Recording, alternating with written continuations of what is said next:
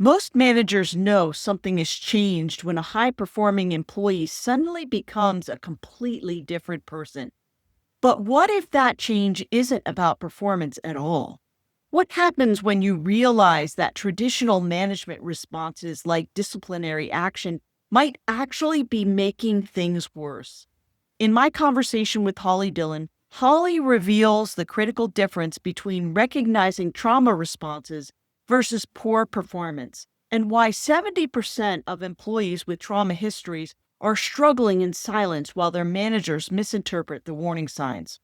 With 25 years of corporate leadership experience at Microsoft and her own journey as a childhood trauma survivor, Holly learned the hard way that her perfectionistic management style, rooted in her own trauma response, was actually triggering her team members.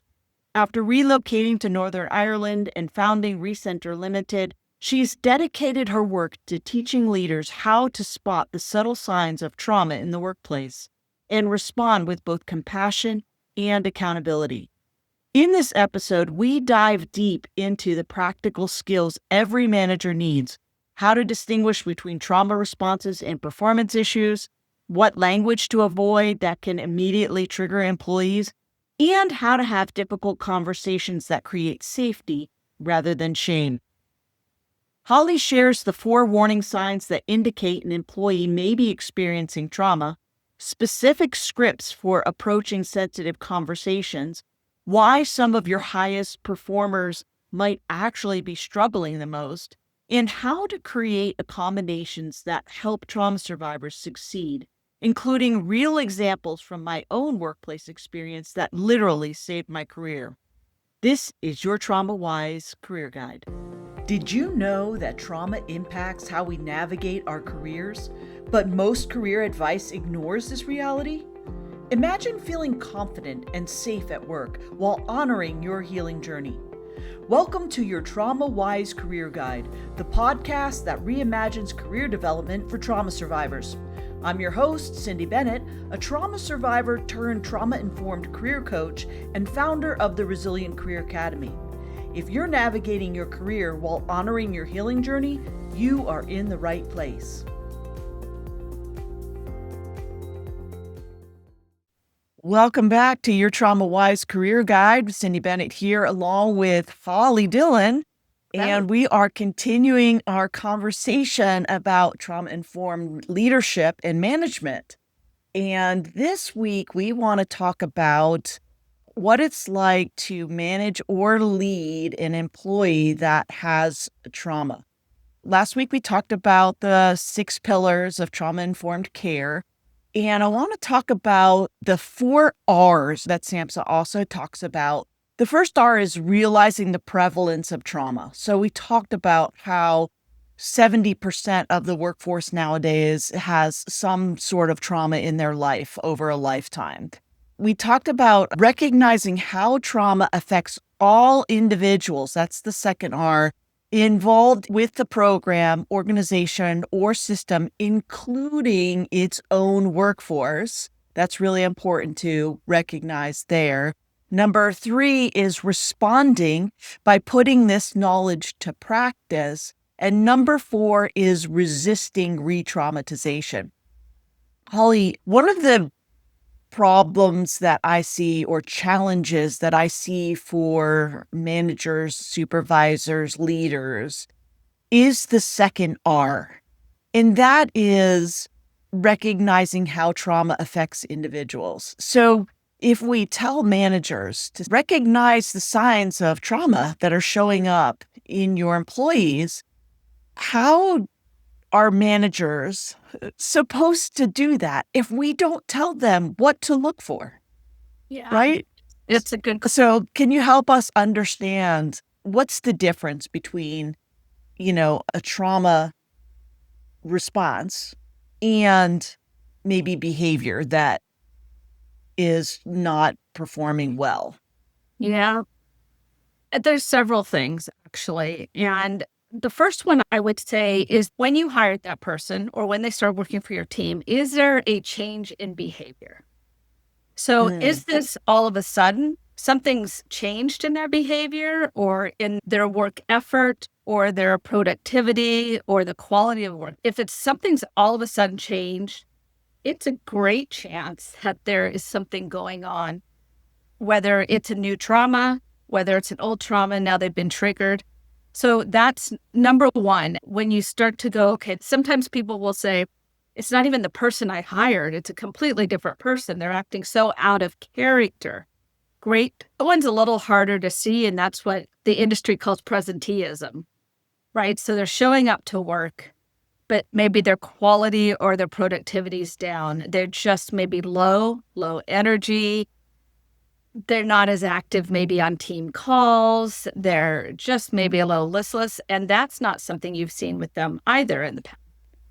Now, we talked about post-COVID last time. There's a lot of that in the world today. There's so much going on in the world. It may not be a trauma response, or it could be a trauma response to even what's going on in the world today, but something has changed. That's the key, noticing something has changed.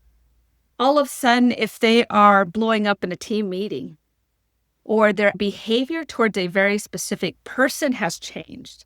I will give you an example I'm not proud of, but it's happened to me. I was a lead and there was two of us, and we were in a meeting with our manager, and after the meeting, she said, "Are you upset with him?"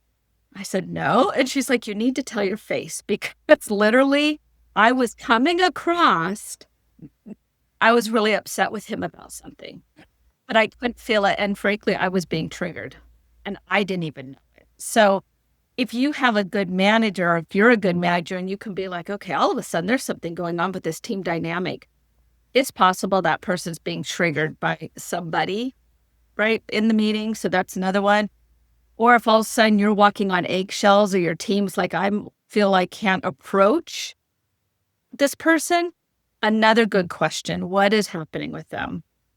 They don't want to work with a specific person. All of a sudden they're like, you know what? I don't want to work with that person. It might be even outside of the team, right? Again, they feel triggered by them or don't feel safe, or they're not wanting to work in a team environment. They're asking for individual work. Maybe they're asking to work at home more. I bet there's so many things that we might take for granted, that it's just stress at home, normal stress, or all of a sudden they're being lazy, or there's lots of warning signs. Yeah. So you just said lazy, right? So there's a lot of things that we hear specifically as trauma survivors, that's the story. That's the nomenclature, right? That's the language that is being used by managers related to employees that are in a trauma response. Oh, they're just being lazy, right? There's a negative connotation to what they're seeing, Yeah. right? But that whole conversation then is being interpreted. You take that as a manager to an employee saying, you know, why are all of a sudden you being lazy, right? Yeah. And lazy is so negative, and that's not the word you want to use, right? Yeah. The word would just be, what's going on? So the approach to that would be, hey, I observed.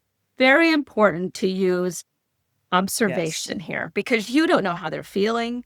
You might have heard rumors. It doesn't even matter. I observed, or it was observed, because you might not have observed it, but the team has X, Y, and Z, very specific behaviors, right? Or I was told you no longer want to work with person A, but be very specific. That's to how to get away from words like lazy, disengaged, whatever the word is.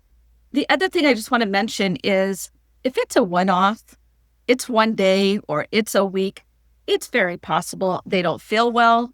There is something going on at work, or at home, that there's high stress.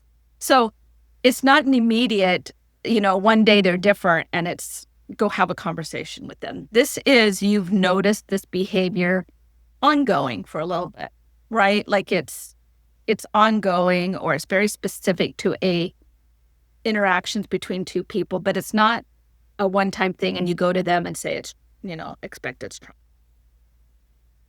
Yeah. I've experienced this in talent planning. Even though I don't have a team, sitting around the talent planning table, listening to my peers talk about their employees and saying those things like, I don't know what happened, but they are a different person and they're not meeting deadlines and they're not showing up appropriately, or there is this tension that they're bringing to the table. And and the response then from managers is disciplinary action, right? Yes. Okay, what are we going to do? Write them up, right? And so having this trauma informed lens without having, just being a peer saying, hey, can I bring something to your attention that is apparent to me as a trauma informed coach, right? Is, hey, it appears, and I don't know this person, but it appears that they're different than when you hired them, that their actions and behavior is much different than when you hired them, that they were a full-on employee that wanted to do extra, they were doing all the things, and suddenly something happened. So this is a sign that they've been triggered by something. So something happened with that person where they no longer feel safe, and the actions, maybe they tried to tell you, but they couldn't, or maybe they can't tell you, right? They don't feel comfortable talking to you about what happened, but you might want to consider that, right? So then the next piece of that conversation is, I see that there's something wrong, but they won't talk about it. Yeah. How do you handle that? Yeah. So again, it's having that conversation. And I think we talked about it last time as with the lens is, do you have some time to chat? I want to chat with you about and be specific about what it is. And if they're like, wow, now is not a great time because they may now be triggered from that conversation, let them set a time. So that's number one. Get a safe space. And then just go back and share with them what you just said. Basically, when you started, you were fully engaged. I saw X, Y, and Z. And now things in the last month, 2 months, however long it's been, has started to change. Is there something going on? That's it. Mm-hmm. And then they'll either say no, which will lead you down one road, or they'll say yes and share a little bit about what's going on. And what I want to say about that is some managers don't want to address it because either they're scared that something's happened at work and they don't want to get into it, or they think it's going to be something really personal and they don't want to be the therapist for this person, right? So really staying, and let me just step 1 minute. Before you have this conversation with the person, it's really important that you yourself are regulated. So if you're nervous about Mm-hmm. going in there or you've got something else on your mind, it is best to postpone the meeting. And before you have the meeting, taking a couple deep breaths and just making sure you can approach that person with a nice, even voice, good eye contact, relaxed, and that you're going in there with an open heart and empathetic. Because if you're going in there charging at them, you won't get them to chat with you. They're not going to tell you anything Yeah. because they're not going to feel safe. So going back to that, it's just asking, and if they say, well, yes, there's, I'm triggered. I've had some trauma in my life and I've been triggered. Do not ask them what it is. That's unless they share it with you, it's really none of your business, right? But it's good to know, okay, can you tell me how that affects your work? So how does that trauma, whatever it is, right, affect your work? And hopefully they'll share with you, I'm triggered by a certain person. I'm, not feeling really safe in a team environment. So hopefully they'll share with you how it's affecting them. And then you can continue to ask some questions around that. How could you support them differently? What would they like to do or see to be able to work efficiently? Again, you don't have to know what the trauma is to be able to support them. And I think Yeah. that's the key, is to not dig in. Under any circumstance, never ever ask for details. You're not, and Yeah. to fix them, right? It's not about that. It is really keeping it focused on. And that's if a person knows what's happening, right? That's So we're assuming that people even know that they're trauma survivors, because right. there may be people out there that have no idea that they're trauma survivors. Like I didn't for a long time. I I knew I was didn't a trauma consider survivor. myself a trauma. I knew I was, and I I had didn't no idea how it was affecting me at work, right? I didn't even we have similar history. Yeah, And I didn't consider myself a trauma survivor. that's right. I thought that had to do with just being with the military, right? So I didn't consider myself a trauma survivor. I was like, oh yeah, that happened in the past, but moving on, right? Put that behind me and moving on. Yes. Never thought about it. Didn't know how to talk about it, Yeah. right? These And things were popping up. I had the opposite, which was I'm going to be a high functional, uh, powerful employee I'll never let that touch me. So I went at it such a different, I knew it. It was like I was fighting it every day to be the best I could be, which also did not show up well sometimes at work. So I think that's a great example of coming from two different places. Yeah. Yeah. So like not even having that conversation. I think the other thing that's coming up for me is creating a psychologically safe relationship with your employee, right? So that it fosters the ability to have those kind of conversations without them shutting down, being judged. And the challenging part of this relationship is that there is a power differential there, Yeah. right? So if they're at all triggered by power differentials, that could influence or impact that conversation.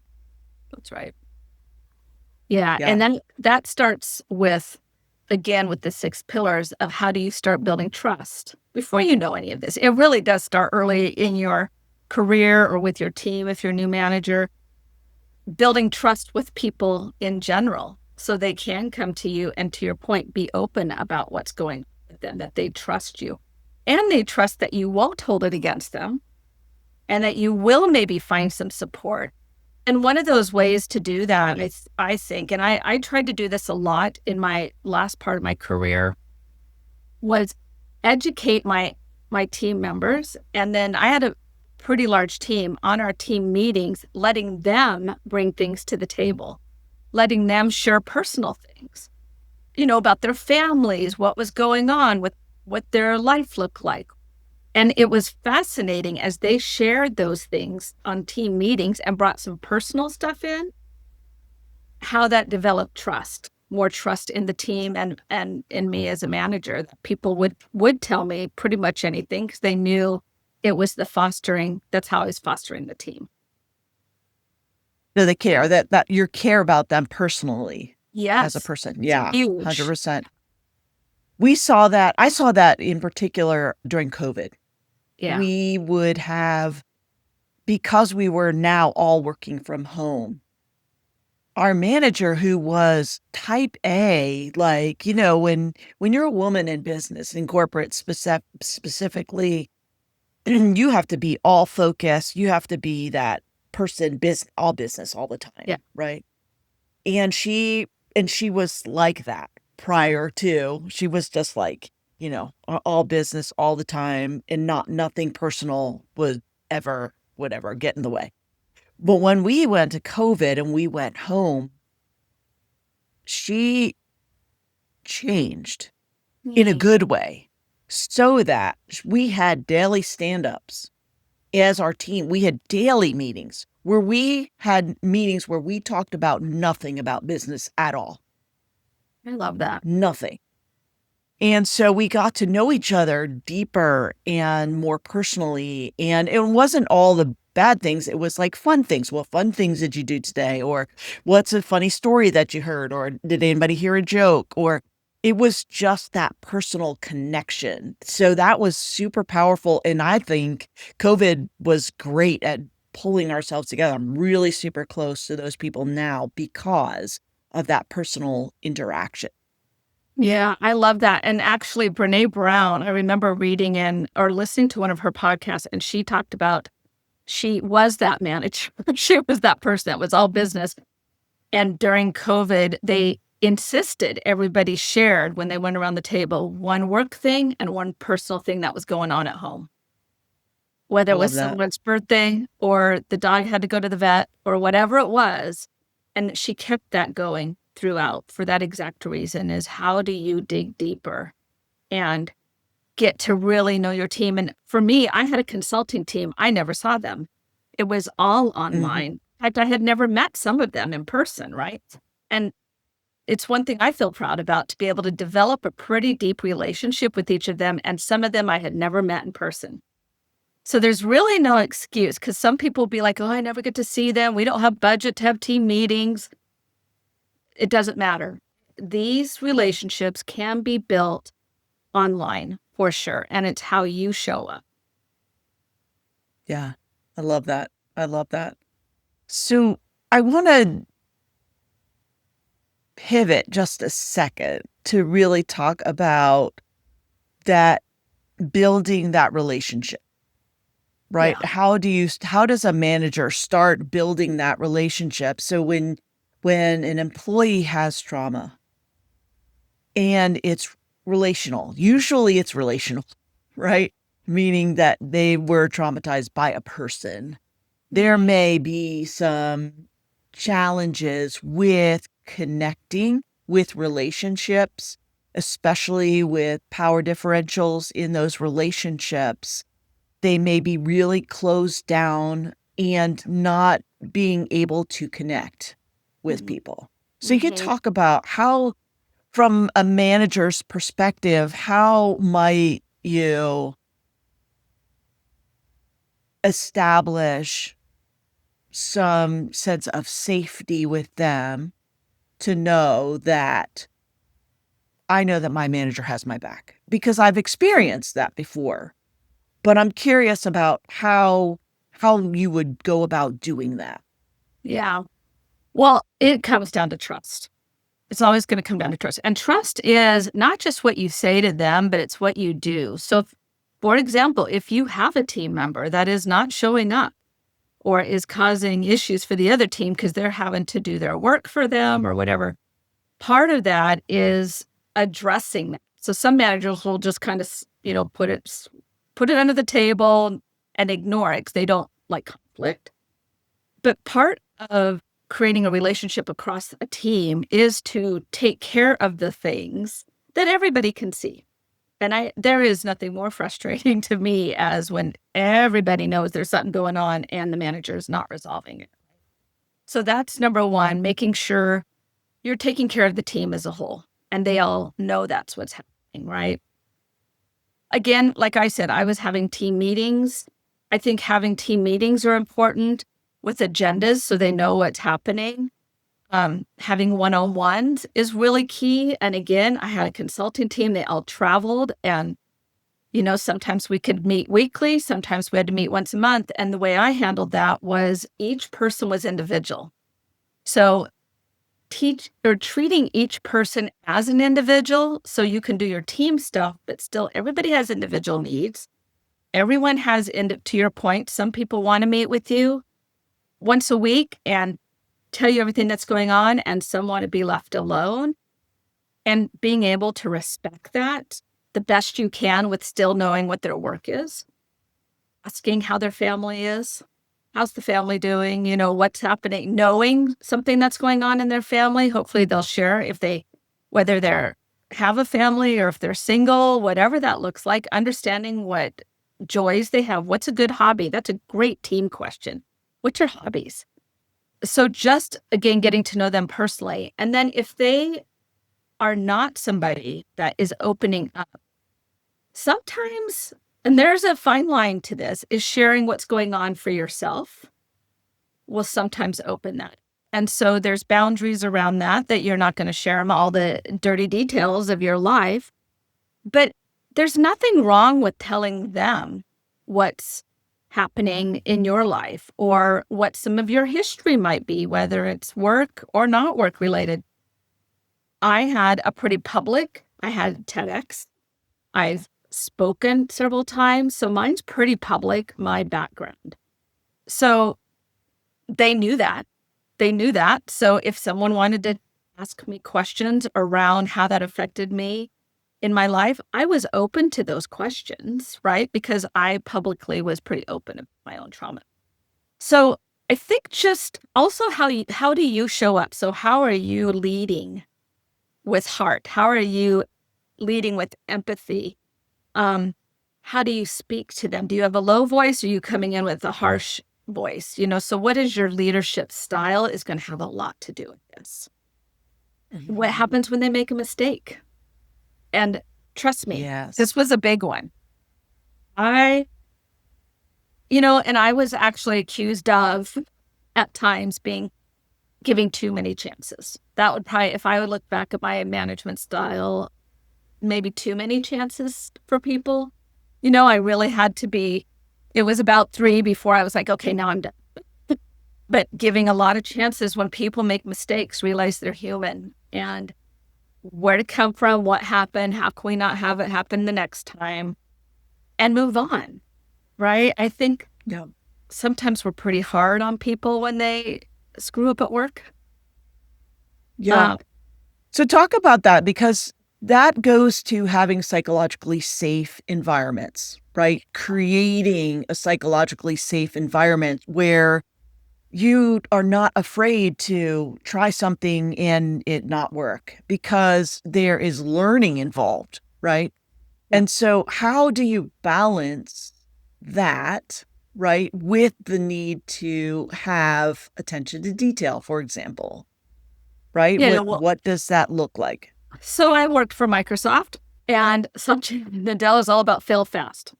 And I love that, fail fast. So I went through the team with that. If you're going to fail, Explain for yeah. those who don't know. Can you explain? Yeah. So fail fast is if you're gonna mess it up. If you're gonna take a risk, take the risk, see if it works, and do it quickly and acknowledge quickly.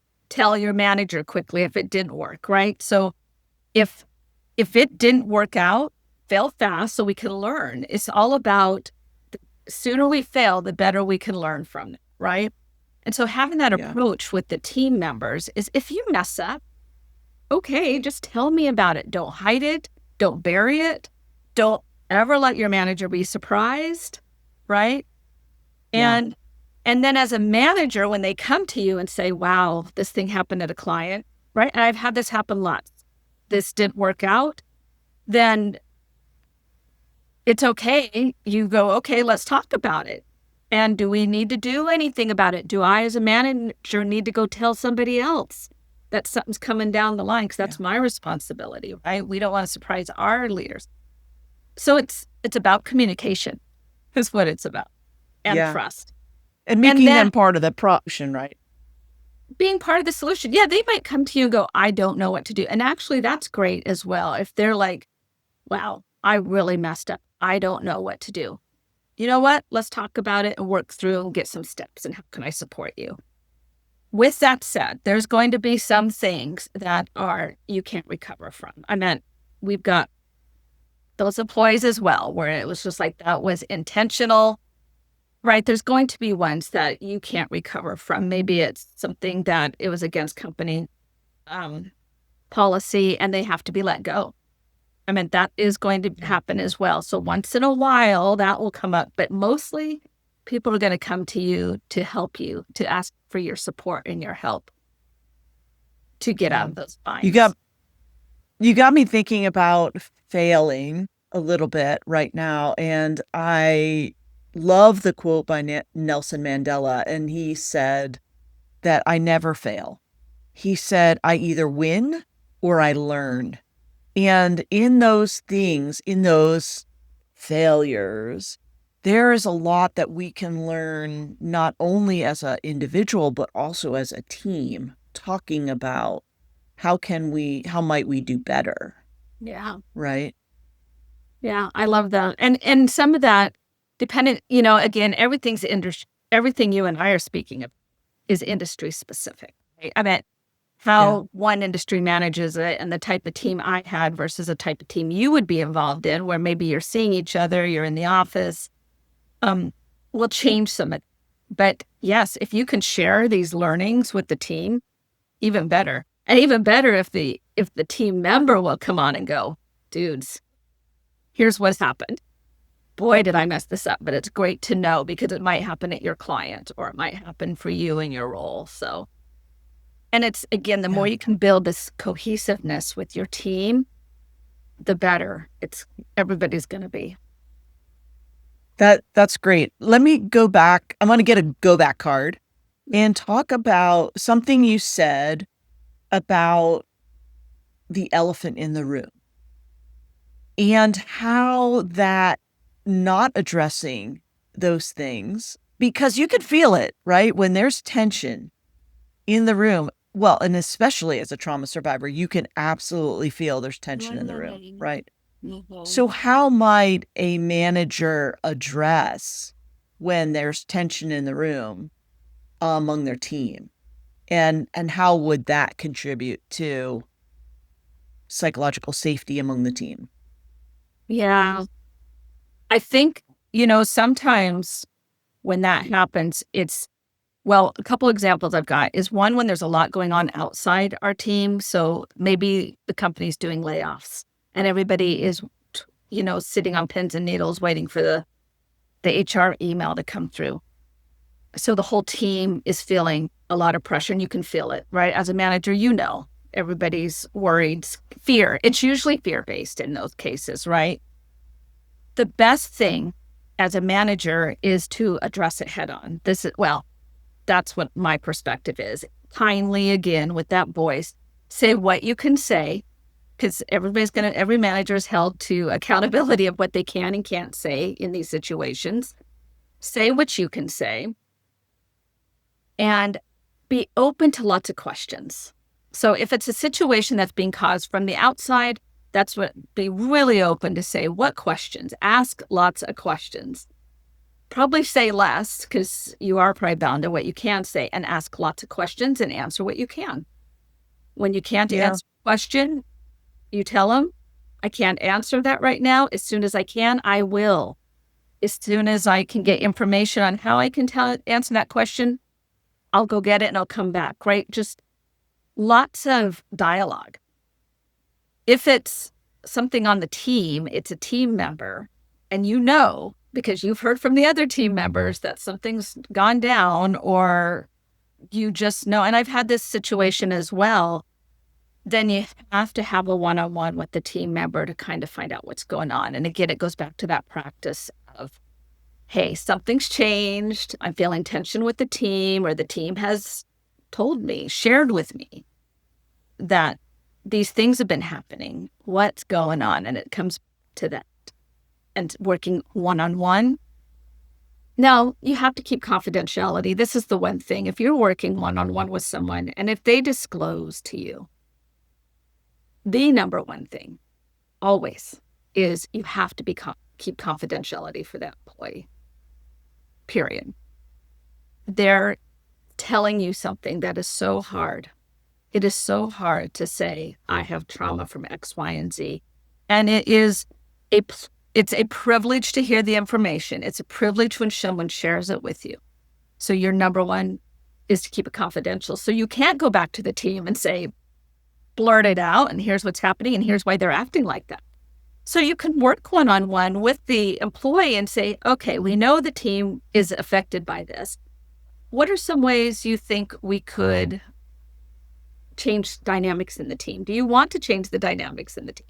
And again, collaboratively with them on how to do that with the team.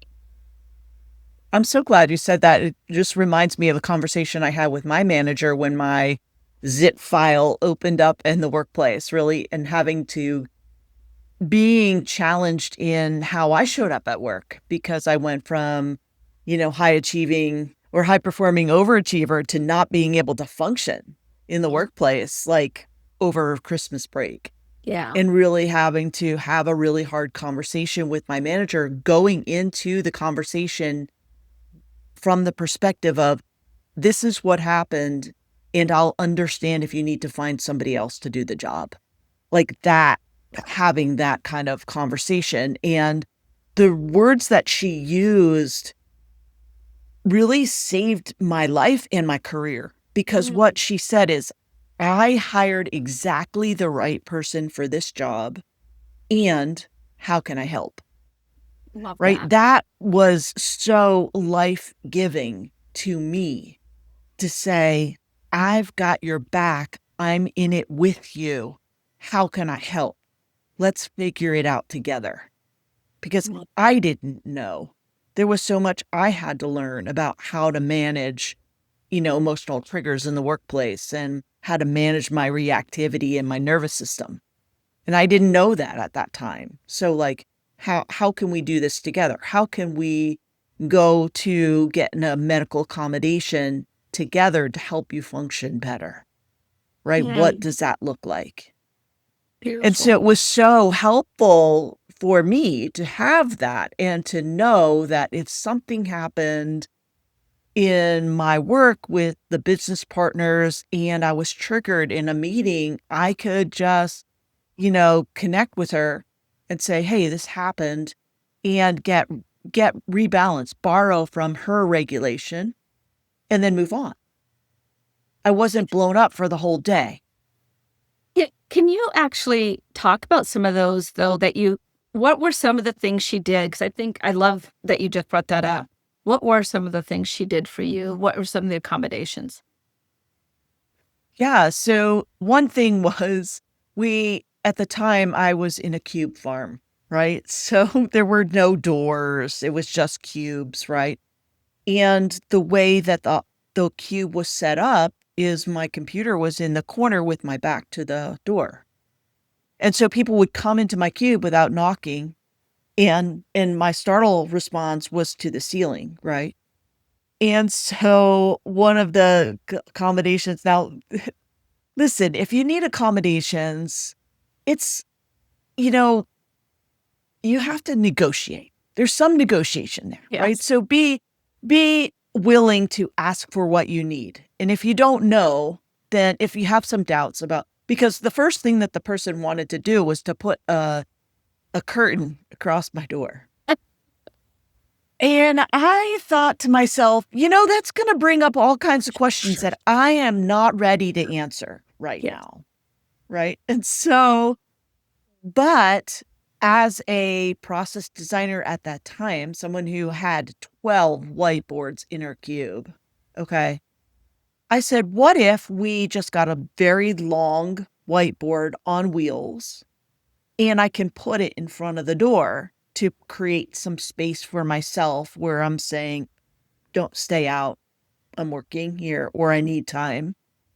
They're not going to think anything else of about me having another whiteboard in my office, right? Right. But that gave me some space. So that was one thing. Rearranging my workspace so that my back was not toward the door was another thing.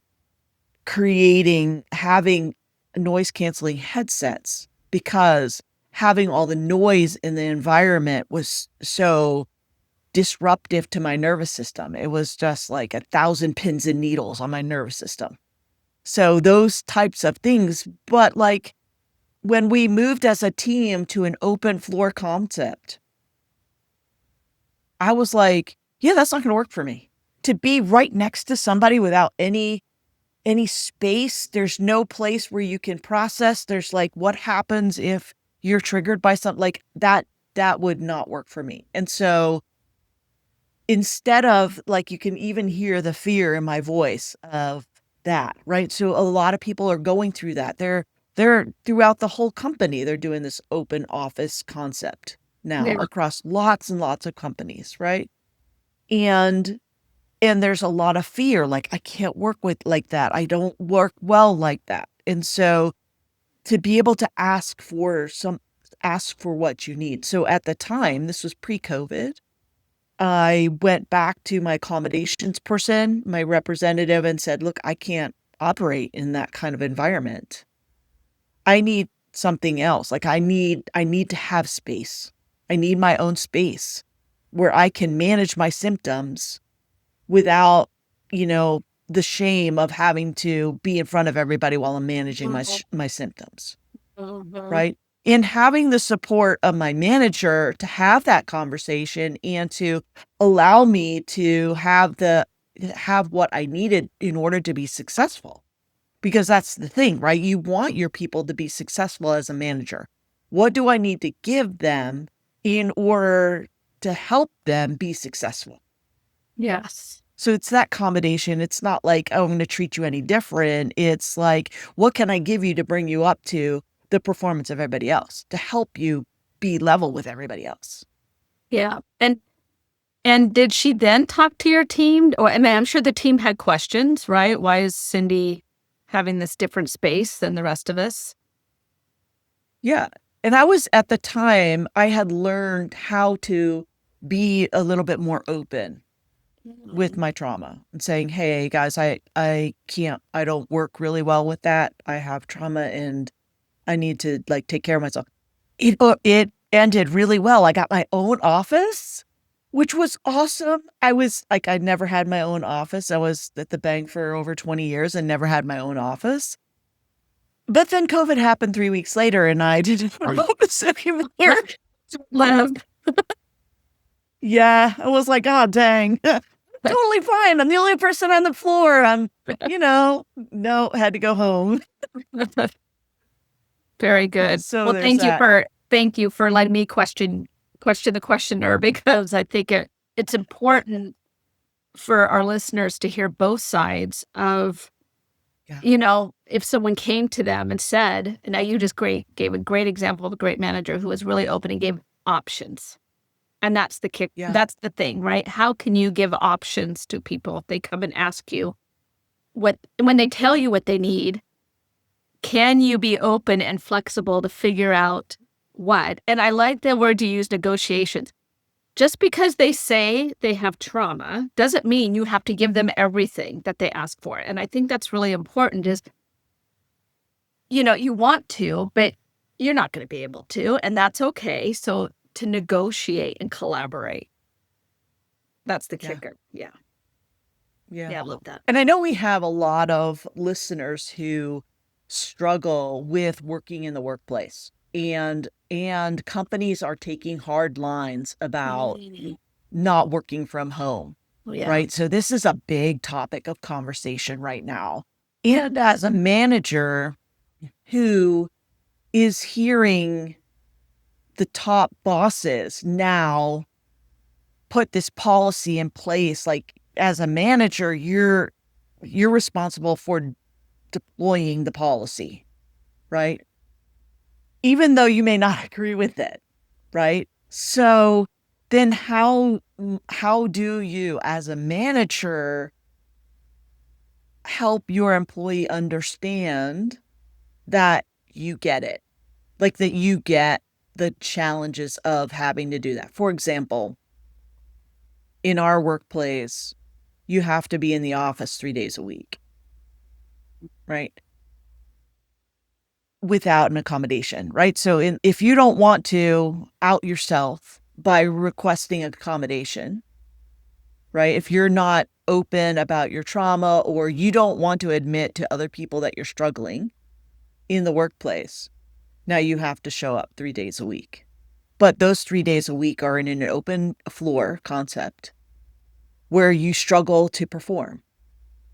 Yeah. Right. So then how might a manager have a conversation with that employee to say, okay, I hear you. I understand that you're struggling in this kind of concept, open floor concept. How might you be able to utilize the space on the floor differently? Right? Can you find a conference room to go to? Schedule a conference room to go to in a day, or sit in a private space. A lot of times they'll have this private space that you can have to sit there and have conversations or whatever. There might be those types of things. Like, how might you do that? Right. Yeah. But being partners with that employee to help them come up with solutions with the mandate. And I think also being willing to fight for your employees, right? It's Yeah. as a manager, okay, this is my perspective again, and not all managers are going to be like this. And frankly, not all companies will allow it, right? Because it depends what your leadership looks like. I've been fortunate enough to work in leadership that I have no problem managing up because my leaders welcomed it, right? I had great relationships with them. If you can go and say, fight for your employees. Hey, for this person, this is what's happening. Again, don't have to share details, but how does it affect their work, right?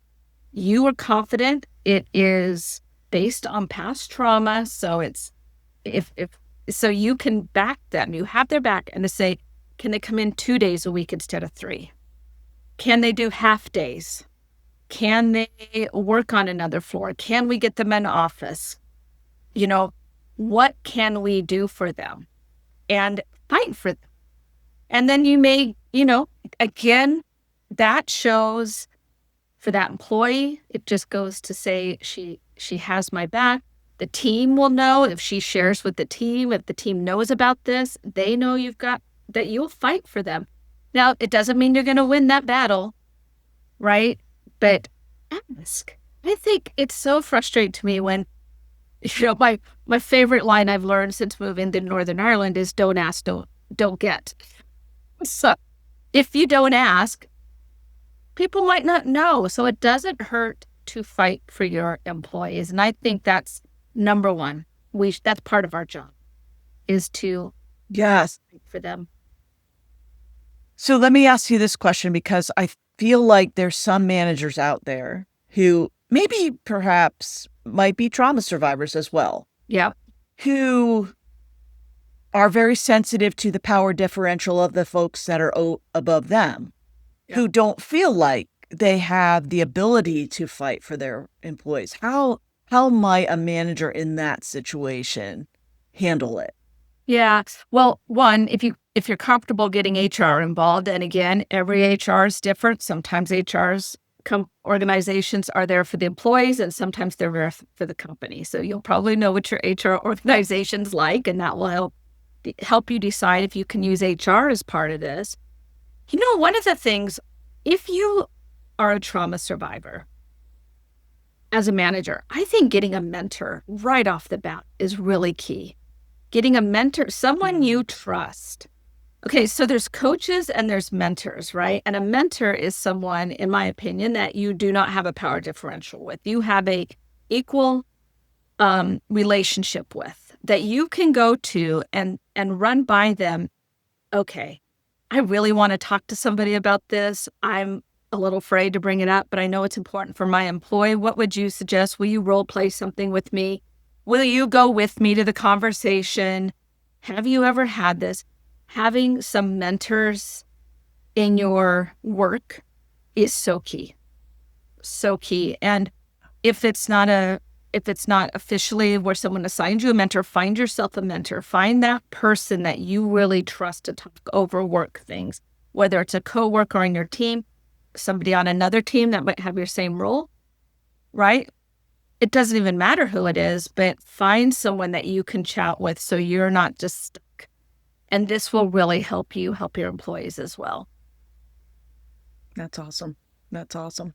I love that. I love that. I want to talk a little bit about the trauma responses that managers might miss sometimes.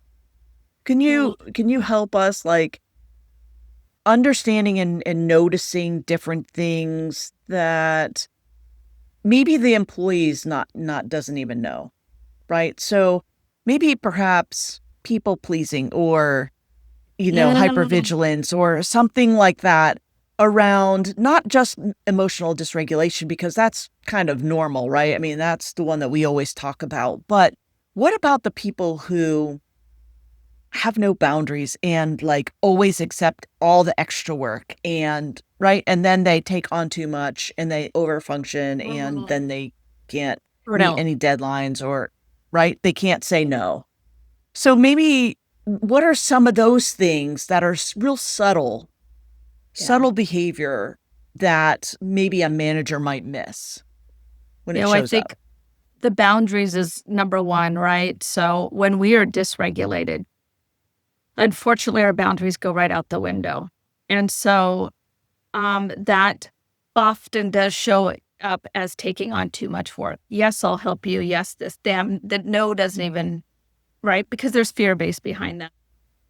The other thing that shows up as when you're dysregulated or hyper aroused is when I want to keep busy. So I take on all the work because I have to stay busy. Because if I stay busy, then I don't feel right. And so they will volunteer for every project there is. I know several people. I might have been like this myself for sure. Volunteer for everything. So as a manager, it's important to say, Cyndi, you volunteered to do 2 extra things last week. If I give you these 2 things right now that you're asking that you can take on, how is that going to affect that? How will you prioritize that? What happens to your other work? So you don't have to say, oh, you must have trauma. You want to take on everything. It's go back to the work, right? And be willing Load balancing. load balance around your team. Because this is the other thing. Yeah. I love the word enablement card. Give others the enablement card because you'll also have the people who will volunteer for nothing. They come to work 9 to 5. That's all they want to do. And they know Cyndi will take on all the extra work. I don't have to do that. And I have clients. And if they're listening to this, they know who they are, that we talk about every week is about boundaries at work. And people are afraid to set boundaries for lots of reasons. Because they're afraid to be fired. If I don't take all that work, who am I? Again, they want to keep busy. They get their worth from work, right? That's where everything comes from. Another one would be someone they're exhausted. They've taken on so much work and now they're so tired and you can see it in them. They just almost are listless. They don't have the life they had before, the energy, and they might be getting the job done, but it's not with that same energy. These people, Burnout. Yeah. This is so important because once you run in dysregulation and you drop to freeze, right? You can't get out of freeze without rest. It's impossible. Your body will not allow you to get out of freeze without rest, which means typically you'll get sick. How many times people get sick after big projects? And so you have to have rest. So if you notice someone in this, or your team has been running hard and they've just been going and going and going without a break, offer them, if you can, a day off. Offer them, hey, why don't you take a couple days? Why don't you come in late? Why don't you ask someone else to do that work? Lots of things that you can help them enlist rest into their daily practice without actually having to have heavy conversations about trauma. Yeah. But as a manager, you can set the expectation for your team to say, 100%. look, we have been pushing really hard together as a team, and this is a lot for a long, long time. Please make sure you take care of yourself. That is my expectation, whether it's taking an afternoon off and flexing your schedule, whatever that looks like for you, please make sure you take care of yourself. And I love that you said that. So, work-life balance used to be, again, in consulting where people were traveling. It was the thing every year. It'd be the biggest complaint. People didn't have work-life balance. And frankly, a lot of the people would take it on their own. They would create this because I would say, I want you to have balance. Now, what work-life balance looks like to one person could look very different to another. And I think what you just said is really important. What does rest look like for you? What does what does balance look like for you? Maybe you like to get caught up on your emails on Sunday night because you want to make your child's 4:00 soccer game every Thursday afternoon. That's great. So trying not to dictate to them what their life should look like, I think is really important. give them as much That goes back to flexibility. choices, right? Yeah, give Yeah, them as goes much back to flexibility choices. to get the rest as possible. The Another example I That's will give awesome. you that you asked, how do things show up that you might not even know? When I first started out, I think we talked about how our trauma showed up differently at work for us, right? Unbeknownst to me, and I happened to have a woman that was so brave to come and tell me this, but I had a perfection complex for myself. I didn't even know it, didn't realize it, but I wanted to do good work, all the time. It was being, how do I, shown on teams. So people I worked with kind of took that from me, even though I might not have said it to them that I expected them to be perfect. But my high expectations for myself was I was throwing all of that up all over my teams that I was working with. I had no idea. I had no idea. And someone said to me, and this is when I was a really young manager, brought it to my attention. And what a beautiful gift. I will never forget it. And when I look back now and know all I know about my trauma, it was absolutely a trauma response. That perfectionism at work for me was absolutely a trauma response. Now, she didn't know it at the time. She didn't know my history. Neither did I. She didn't have to. But just even recognizing something about me that she could tell was affecting others and she was not even my direct manager. She was a peer I worked with, having the courage to say it to me. And it stuck with me all Yeah. these years. It's been 25 years since she said that to me. And it's still, I can I love hear it. that. I love that you reacted that way, right? Because I had a manager for a year working on a project that was a perfectionist, flat out perfectionist, owned it. And that's how he showed up. And what I say about that is I did not perform well Mhm. under that leadership because I had a trauma with a perfectionist, right? And so nothing was ever good enough. Never. Yeah. Even on a draft, the first draft had to be perfect. Well, that's not a draft, right? Right. So I would go home crying almost every night throughout the whole year Yeah. because I couldn't measure up. Nothing was ever good enough, right? I couldn't meet expectations and I felt really bad about myself. Mhm. So like for the feedback for a manager, if you have that tendency in your life and also you're seeing these types of things show up in your people, it might be coming from you. I'm Yeah. just saying. You are just saying. Well, and I courage, trauma survivors, unfortunately, we live with fear. And fear stops us from Yeah. speaking, right? And it Yes. sometimes takes our courage away. Sometimes it takes our courage Yes. away. And that is so unfortunate because it's during these times that we need to be outspoken and be able, again, you do it professionally, you do it with a kind heart, you're doing it always with to make things better, to be able to speak, whether it's to a peer, to an employee, to your manager. And maybe that's why had great relations with my manager. I have never been scared to tell a manager things, whether how they affects the team or me, or how I could see things be different.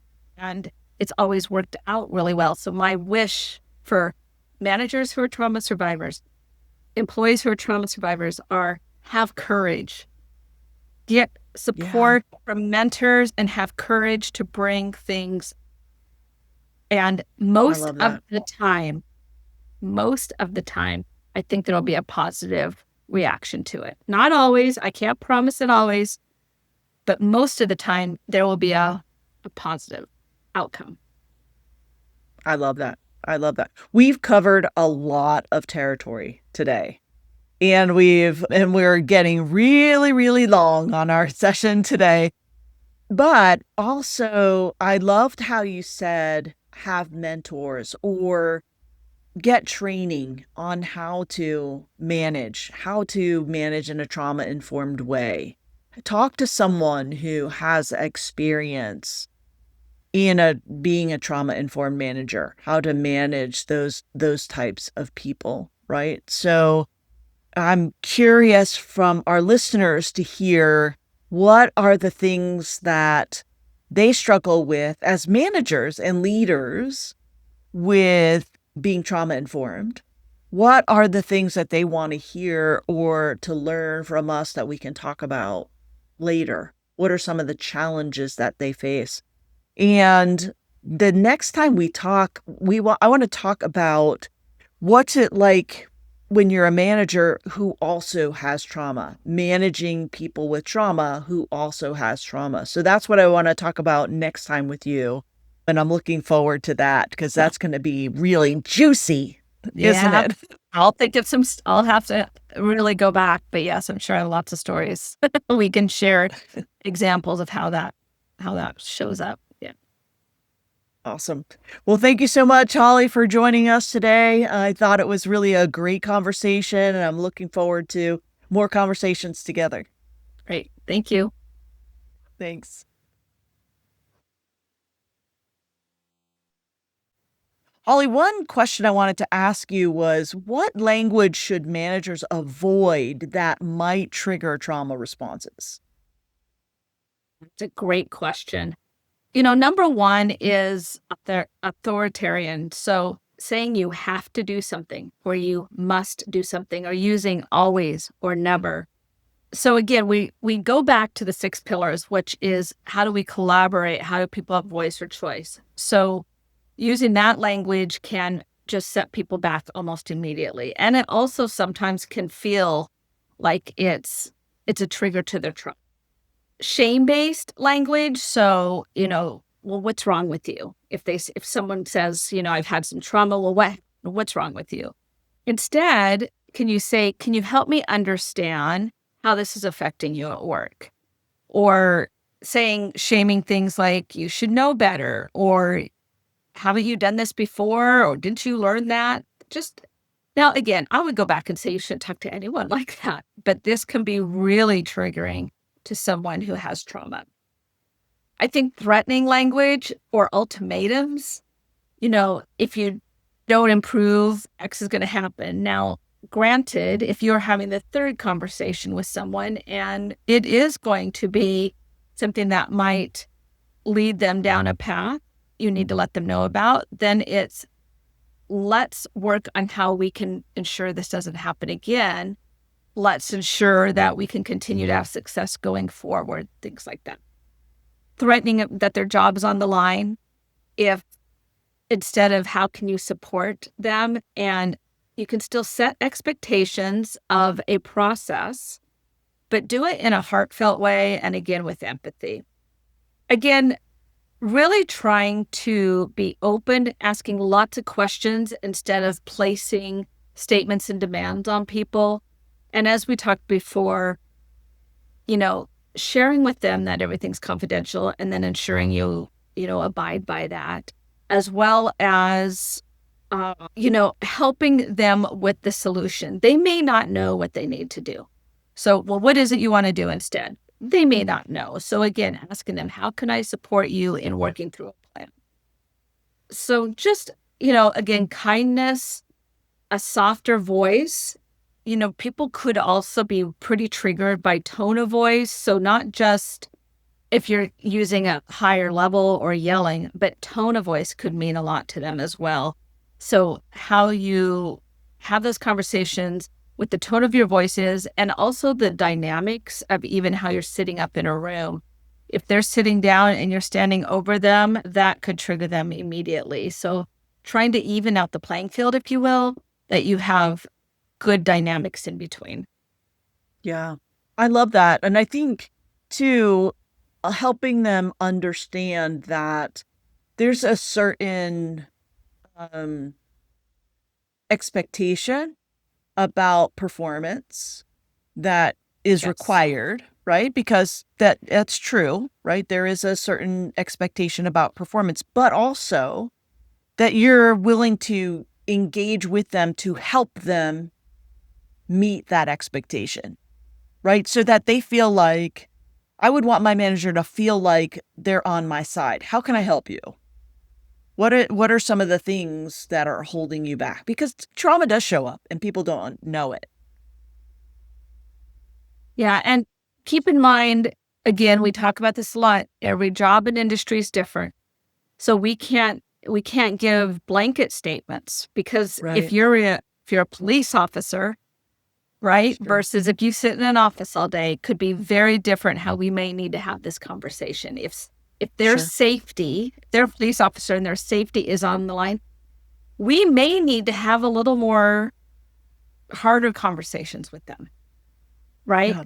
And so you have to take into consideration, if you're ever in doubt, and again, if before you have these conversations, it's always important to make sure you're getting regulated.